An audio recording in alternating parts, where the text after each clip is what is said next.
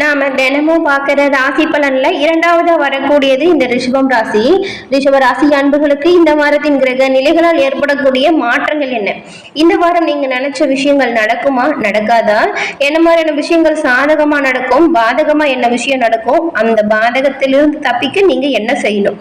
மேலும் கவனமா செயல்பட்டால் ஒரு சில விஷயத்துல பெரும்பாலான நன்மைகளை நீங்க பெற முடியும். அது என்ன விஷயம்? இது பத்தின முழுமையான தகவலையும் தான் ரிஷபராசி அன்பர்கள் பயன்பெறும் வகையில் இந்த பதிவுல நாங்க சொல்லியிருக்கோம். இந்த பதிவு ரிஷபராசி அன்பர்கள் நீங்க பயன்பெறும் வகையில் அமையுங்க. அதனால இப்ப நம்ம முழுமையா பாருங்க.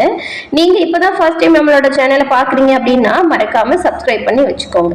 ரிஷபம் ராசி கார்த்திகை, ரோஹிணி, மிருகசீரிடம் 3 நட்சத்திரங்களை கொண்டது.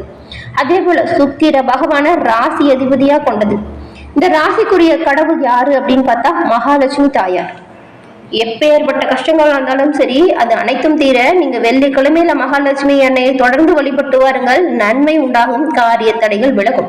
உங்களுக்கு மகாலட்சுமி தாய் பிடிக்கும் என்றாலும் ஓம் மகாலட்சுமி தாயே போற்றி அப்படிங்கிற மந்திரத்தை மறக்காம 3 முறை பதிவிடவும் செய்யுங்க. அன்னையின் அருளால் ரிஷபராசி அன்பர்கள் எல்லா விதமான நன்மைகளையும் பெற்று நலமுடன் வாழ வாழ்த்துக்களையும் உங்களுக்காக அன்னையிடம் நாங்க பிரார்த்தனையும் செஞ்சுக்கிறோம். அதே போல ரிஷபம் ராசி அப்படின்னு சொன்னாலே கலைநயம் மிளிரக்கூடிய சுக்கிர பகவான ராசி அதிபதியா கொண்டிருக்கிறதுனால இந்த ராசியில் இருக்கக்கூடிய உங்களுக்கு பிடிவாத குணம் அதிகமா இருக்கும். உங்களோட ஒவ்வொரு செயல்லையும் சரி, ஒவ்வொரு நிலைப்பாட்டிலும் சரி உறுதியானவங்களா நீங்க இருப்பீங்க. அதே போல எல்லா காரியத்தையுமே செயல்படுத்துறதுக்கு ஒரு லட்சியம் உங்ககிட்ட இருக்கும். மிகவும் சக்தி வாய்ந்த நபர்களா ரிஷபராசி அன்பர்கள் நீங்க திகழ்வீங்க. அதுக்குன்னு ரொம்பவுமே அடாவடியானவங்க அப்படிலாம் சொல்ல முடியாது. அன்பானவங்க நீங்க, பாசமானவங்க நீங்க. உங்கள் மீது யாரு எப்படி அன்பு காட்டுறாங்களோ அதை விட 2 மடங்கு திருப்பி அன்பு செலுத்தக்கூடிய நபர்கள் அப்படின்னு சொல்லலாம். அதே போலதான் பகைமையுமே இவங்க பாராட்டுவாங்க. பிடிக்கல அப்படின்னா வெறுத்து ஒதுக்கிடுவாங்க. ஆனா தொடர்ந்து தொல்லை பண்ணா துவம்சமாக்கவுமே தயங்க மாட்டாங்க ரிஷபராசி அன்பர்கள் நீங்க. உங்களோட வேலையை பெரும்பாலும் நேர்மையா செய்யணும் அப்படிங்கறதுல கவனமா இருப்பீங்க. அது ஒரு இலக்காவே வச்சிருப்பீங்க. உங்களை சுத்தி இருக்கிறவங்களை கூட கேட்டு பாருங்க, ஒரு விஷயத்த உங்ககிட்ட கொடுத்தா எப்படி செய்வீங்க அப்படின்னு. நேர்மையா செய்வீங்க அப்படிங்கிற வார்த்தை கட்டாயம் வரும். அது உங்களோட லட்சியமாவே இருக்கும். பொய்க்கு புறம் பேசுறதுக்கெல்லாம் உங்களுக்கு பிடிக்காது. அதே போல அநியாயத்துக்கு எப்பொழுதுமே உறுதுணையா நிக்கவே மாட்டாங்க இந்த ரிஷபராசி அன்பர்கள். சுக்கிர பகவான் அதிபதியா கொண்டிருக்கிறதுனால பெரும்பாலும் நீங்க சொல்லக்கூடிய செய்யக்கூடிய அனைத்து விஷயத்திலுமே நன்மை உண்டாகும். வரக்கூடிய பாதகம் சாதகம் அனைத்துமே நீங்க தொடர்ந்து வெள்ளிக்கிழமையில மகாலட்சுமி அன்னையின் வழிபாட்டை செய்து வருவதன் மூலம் எல்லா விதமான செல்வ நிலைகளும் வளரும், கடன் பிரச்சனைகள் தீரும். உங்களுடைய வாழ்க்கையில ஒரு சந்தோஷமான நிலை தொடர்ந்து நிலைக்க மகாலட்சுமி அன்னை கட்டாயம் உங்களுக்கு உறுதுணையா இருப்பாங்க. அதனால வெள்ளிக்கிழமையில மகாலட்சுமி அன்னையின் வழிபாட்டை தொடர்ந்து செய்யுங்க. அதே போல ஜோதிட ரீதியா வரக்கூடிய அனைத்து சந்தேகங்களுக்கான தீர்வுமே ஸ்கிரீன்ல தெரிகிற நம்பர் மூலம் எளிய பரிகாரத்தை பெற்று நீங்க போக்கிக் கொள்ள முடியும். நிறைய பேர் இவங்க கிட்ட போன் மூலியமாவே ஜாதகத்தை கணிச்சு இப்ப உங்களோட வாழ்க்கையில நல்ல ஒரு உயர்வை கண்டதா சொன்னாங்க. அதனாலதான் உங்களுக்கு பயன்பெறும் அப்படிங்கிற நம்பிக்கையில கொடுத்திருக்கோம். டிஸ்கிரிப்ஷன்ல நம்பர் இருக்கு, பயன்படுத்திக்கோங்க. சுக்கிர பகவான் ராசி அதிபதி, இது உங்களுக்கே தெரியும். இந்த ராசியில 3 நட்சத்திரங்கள் இருக்கு, கார்த்திகை, ரோகிணி, மிருகசீரிடம். இது எல்லாருக்குமே தெரிஞ்ச விஷயம். ஆனா இந்த வாரத்துல உங்களுக்கு ஏற்படக்கூடிய பயன்கள் எப்படி இருக்கும் அப்படிங்கறது தெரியுமா? வாங்க நாம அதை பத்தி பார்க்கலாம். நம்ம முன்னாடியே என்ன நன்மையான விஷயம் நமக்கு நடக்கும், என்ன தீமை நடக்கும் அப்படின்னு தெரிஞ்சு வச்சுக்கிட்டோமா? நன்மையான விஷயங்கிறது சந்தோஷத்தை கொடுக்கும். தீமை செய்யக்கூடிய விஷயம், தீமையா நடக்கக்கூடிய விஷயம் நம்ம முன்கூட்டியே தெரிஞ்சு வச்சுக்கிறது மூலம் அதை தவிர்ப்பதற்கான முன்னேற்பாடுகளை நம்ம செய்யலாம் இல்லையா? அந்த விதத்துல இந்த பதிவு உங்களுக்கு பயன்பெறும் அப்படின்னு சொல்றோம். வாங்க நாம இப்ப உங்களுக்கு இந்த வாரத்தின் கிரக நிலைகளால் ஏற்படக்கூடிய பயன்கள் எப்படி இருக்கு, இந்த வாரம் நீங்க நினைச்ச விஷயம் நடக்குமா நடக்காதா, உங்களுக்கு பலமா என்ன அமையும், பலவீனமா என்ன நடக்கும், கவனமா எந்த விஷயத்துல நீங்க எப்படி செயல்படணும் அப்படிங்கறத நாம இப்ப தொடர்ந்து பார்க்கலாம். கலைநயம் மிளிரக்கூடிய சுக்கிர பகவான் தாங்க உங்களோட ராசி அதிபதி. அப்படிப்பட்ட உங்களுக்கு இந்த வாரம் சூரிய பகவான் உங்களோட ராசியிலேயே இருக்கிறார். இதனால என்ன நடக்கும் அப்படின்னு பார்த்தா, புதுசா நீங்க ஒரு விஷயம் தொடங்கணும் அப்படின்னு நினைச்சிருப்பீங்க. அந்த விஷயத்த அப்படியே கொஞ்சம் அசால்ட்டா விட்டுருப்பீங்க. இந்த வாரம் அந்த விஷயத்துல அக்கறை செலுத்த போறீங்க.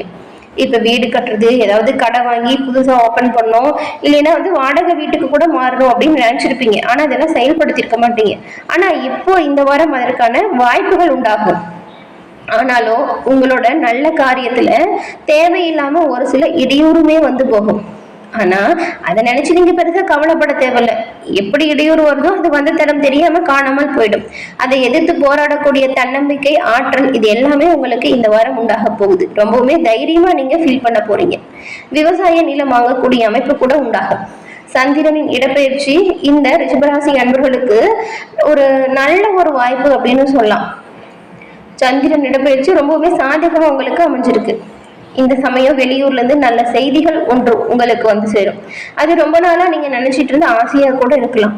மேலும் அரசாங்க ஊழியர்கள் எதிர்பார்த்த பலன் அடையக்கூடிய வாய்ப்பு உண்டாகும். முதலாளிகளின் பாராட்டால் தனியார் துறை ஊழியர்கள் மகிழ்ச்சியை திளக்க போறீங்க. செவ்வாய் 3ஆம் வீட்டில் அமர்ந்திருக்கும் பொழுது இனம் தெரியாத மனக்கவலை இதயத்தை அவ்வப்போது அழுத்தலாம். தேவையில்லாத விஷயத்திற்கு மனதுல எண்ணங்களை ஓட விடாதீங்க.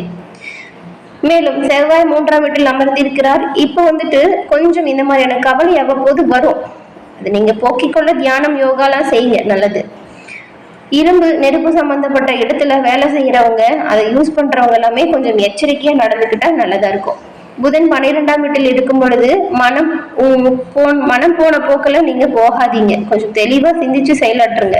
தேவையில்லாத விவகாரங்களை இழுத்து போட்டு உங்களோட தலையில சுமைகளா சுமத்திக்காதீங்க. இந்த ஒரு விஷயத்த நீங்க தவிர்த்தே ஆகணும்.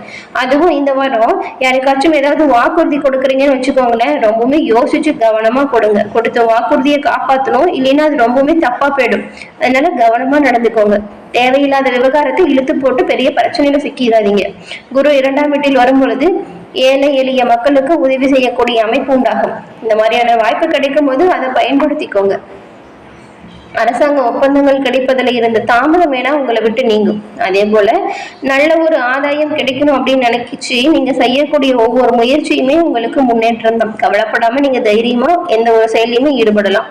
சுக்கிரன் 11ஆம் வீட்டில் வரும் பொழுது எடுத்த காரியங்கள் அனைத்தும் தானா நடக்கக்கூடிய யோகத்தை கொடுக்கும். இந்த சமயம் நீங்க சிறப்பான முன்னேற்றம் பெறக்கூடிய வாய்ப்புன்னு சொல்லலாம். சுக்கிரன் 11ஆம் வீட்டுக்கு வரும் பொழுது வியாபாரம் விருத்தியடைந்து பொருள் சேர்க்கை உண்டாகும்.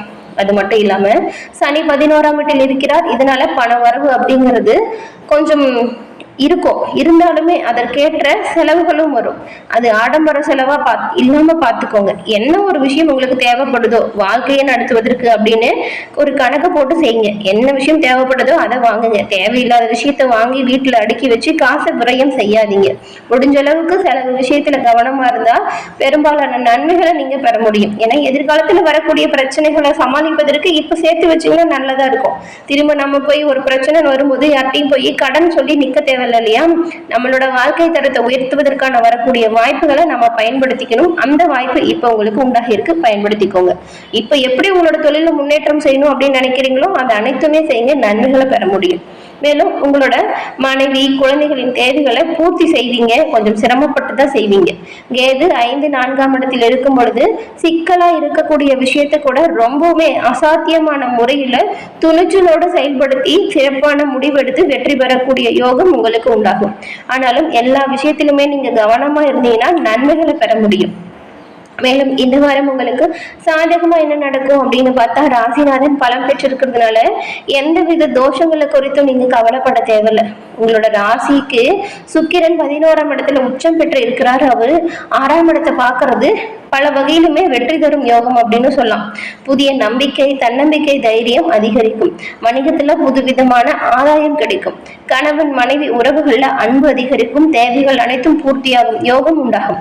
சிரமங்கள் மாறும் சொல்ல போனா. அதே போல மாமன் மைத்துனர் தாய் வழி உறவுகளால் நல்ல ஒரு மகிழ்ச்சியான சூழ்நிலை நிலவும் உங்களோட வீடுகள்ல. முக்கியஸ்தர்களின் அறிமுகம் கிடைக்கும். அவங்களோட அறிமுகத்தால பல எதிர்பார்ப்புகள் உங்களுக்கு பூர்த்தியாகும். அவங்க மூலியமா உங்களுக்கு தக்க சமயத்துல உதவி செய்யக்கூடிய அமைப்பு உண்டாகும். இதுவரைக்கும் ஏமாற்றமா இருந்த விஷயங்கள் கூட உங்களுக்கு எதிர்பார்த்தபடி நல்ல விதமா நடந்து முடியும். எந்த விஷயத்துல நீங்க கவனமா இருக்கணும் அப்படின்னு பார்த்தா, ராசியில புதன் பகவான் அமர்ந்திருக்கிறதுனால திடீர் பிரயாணம் செய்யக்கூடிய வாய்ப்பு வரும். கவனமா இருங்க. ஜென்மத்துல சூரிய பகவான் மறைஞ்சிருக்க கூடாது. இதனால கொஞ்சம் அலைச்சல் தான் அதிகரிக்கும். உஷ்ண நோய்களும் சரும நோய்களும் வரலாம். அதனால உடல் உபாதைகள் வரும்பொழுது உடனடியே மருத்துவர் அணுகிறது நல்லது. மருத்துவ செலவு பெரும்பாலும் கஷ்டத்தை கொடுக்காது. சிறிய அளவிலான மருத்துவ செலவு உண்டாகும். ஆனாலும் முன்னெச்சரிக்கையா கவனமா இருந்தா இந்த மாதிரியான பிரச்சனையை நீங்க தவிர்க்கலாம்.